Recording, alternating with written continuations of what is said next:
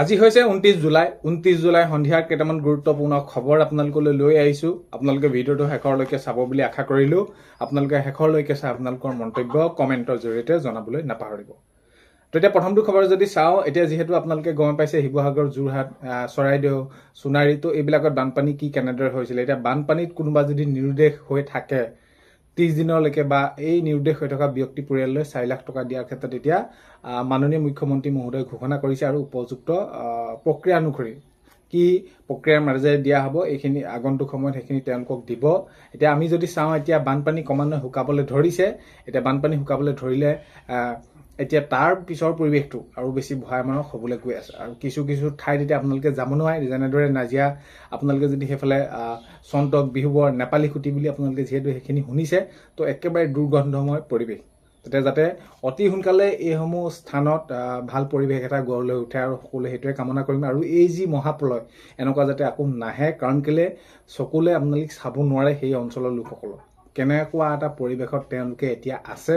পানী যদি শেষ হৈছে, এতিয়াও কিছু ঠাইত আছে শিৱসাগৰ অঞ্চলত, কিন্তু পৰিৱেশ একেবাৰে ভয় লগা ভয়ানক পৰিৱেশ। তেতিয়া আগষ্ট 1 তাৰিখে চৰাইদেউ, শিৱসাগৰ, যোৰহাট, গোলাঘাট জিলা এই হিতাধিকাৰীয়ে 2500 টকাকৈ অৰুণোদয় আঁচনি ধন পাব বুলি মাননীয় মুখ্যমন্ত্ৰী মহোদয়ে ইতিমধ্যে ঘোষণা কৰিছে।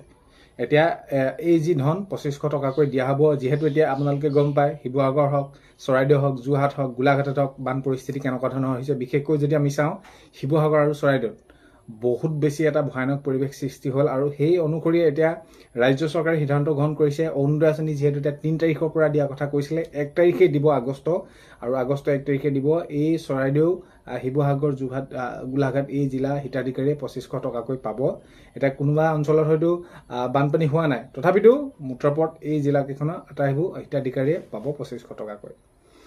এতিয়া নেক্সট খবৰ যদি চাওঁ, ক্ষতিপূৰণ মূল্যায়ন 3 আগষ্টৰ পৰা সেইখিনি আৰম্ভ হ'ব। কিমান ক্ষতি ক'ত হ'ল, পশুধন কিমান নষ্ট হ'ল, কোনোবাই যদি ফিচাৰী আছিলে সেইবিলাক কিমান হ'ল। মুঠৰ এতিয়া চৰকাৰে এইটো পদক্ষেপ লৈছে যে ক্ষতিপূৰণ সকলোকে দিব লাগিব, আৰু কোনটো তেওঁলোকৰ বেছিকৈ ক্ষয় ক্ষতি হৈছে, তো এই অনুসৰি প্ৰকৃততে কিমান তেওঁলোকে পাব লাগে, তো এইবিলাক কৰিয়ে সকলোকে এইখিনিৰ ওপৰত তেওঁলোকে এখন কমিটি গঠন কৰি দিব আৰু আগন্তুক সময়ত তেওঁলোকক সেইখিনি ক্ষতিপূৰণ দিয়া কথা এইখিনি এতিয়া ইতিমধ্যে মাননীয় মুখ্যমন্ত্ৰী মহোদয়ে জনাইছে। আৰু ক্ষতিপূৰণটো দিবই লাগিব, কাৰণ কেলৈ এতিয়া যদি আমি চাওঁ তেনেহ'লে একেবাৰে দুখীয়া এঘৰ, দৰিদ্ৰ সীমাৰেখাৰ তলৰ একেবাৰে দুখীয়া পৰিয়াল, তো তেওঁলোকৰ অৱস্থাটো কি হ'ব। একেবাৰে ঘৰটো উটুৱাই লৈ গৈছে। যদি কোনোবা সন্তান আছে, ছাত্ৰ ছাত্ৰী, তেওঁলোকৰ সেইখিনি কিতাপ বহি নাইকিয়া কৰিছে। তো এইবিলাক বিভিন্ন দিশ আচলতে আমি যদি চাওঁ তেনেহ'লে তেওঁলোকক সেইখিনি কি কৰ ক্ষতিপূৰণটো দিবই লাগিব, নহ'লে তেওঁলোকৰ কি হ'ব, বহুত বেছি এটা তেওঁলোক বিপদত পৰিব।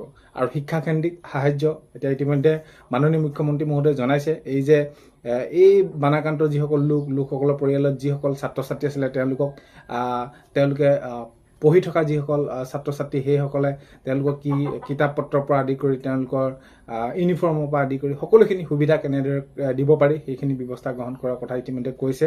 আৰু তেওঁলোকৰ খৰচ পাতি কি কেনেদৰে সেইখিনিও তেওঁলোকে মন্তব্য কৰিছে।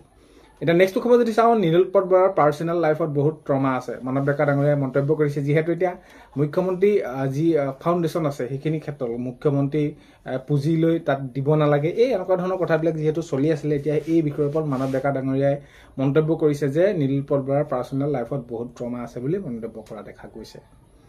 নেক্সট খবৰ যদি চাওঁ, মৃতকৰ পৰিয়ালৰ মুঠ 9 লাখ টকা দিয়া হ'ব মুখ্যমন্ত্ৰী মহোদয়ে জনাইছে। আৰু এতিয়া আমি সঁচাকৈ এই এনেকুৱা ধৰণৰ মহাপ্ৰলয় আকৌ নাহক, এই টকাটোৱে বহুত বেছি একো নহয় মানুহৰ জীৱনতকৈ। 9 লাখ 10 লাখ টকা যিমানেই নিদক, কিন্তু মানুহজন যেন ঘৰৰ কোনোবা এজন পৰিয়ালৰ সদস্য অকালতে বিনা কাৰণত কোনো কথা নোহোৱাকৈ অকস্মাতে পানী আহিব আৰু তাতে উটি যাব আৰু মৃত্যু হ'ব। তো এইবিলাক আচলতে নহওক, এনেকুৱা ধৰণৰ বিপদ কাৰো নাহক। এতিয়া তথাপিতো মুখ্যমন্ত্ৰী মহোদয়ে জনাইছে মৃতকৰ পৰিয়ালৰ মুঠ 9 লাখ টকা দিয়া হ'ব বুলি এইদৰে মন্তব্য কৰা দেখা গৈছে।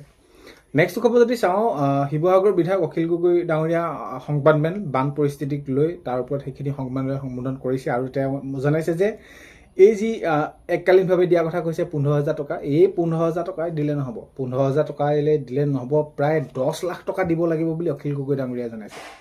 এই এনেদৰে মন্তব্য কৰিছে, কাৰণ কেলৈ 15,000 টকাত আৰু এইখিনি ল'ৰা ধেমালি কৰাৰ নিচিনা হ'ব। আৰু এতিয়া এই 15,000 দিলে নহ'ব, 15,000 দিয়াত ক্ষান্ত নাথাকিম মই, 10 লাখ টকা এককালীন দিব লাগিব চৰকাৰে।